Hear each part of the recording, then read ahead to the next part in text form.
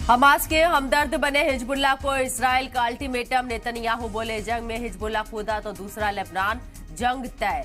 अब तक हिजबुल्लाह के 26 जंगजू ढेर।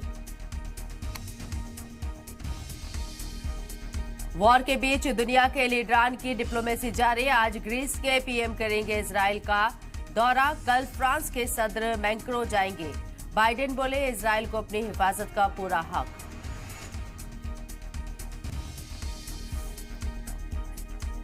इजराइल से भारतीयों को लाने का मिशन जारी। ऑपरेशन अजय के तहत तेल अवीव से दिल्ली पहुंचा छठा खुसूसी तैयारा। 2 नेपाली शहरियों के साथ 141 हिंदुस्तानी पहुंचे मुल्क। अग्निवीर योजना पर राहुल के पोस्ट को लेकर छिड़ा तनाजा। अमित मालवीय ने राहुल के पोस्ट पर किया पलटवार, लिखा बिल्कुल बकवास और गैर जिम्मेदाराना ट्वीट।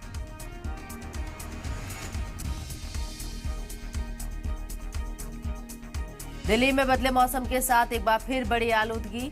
इतवार को AQI पहुंचा 300 के पार। दिल्ली में पहले ही क्रैप 2 लागू हो चुका है।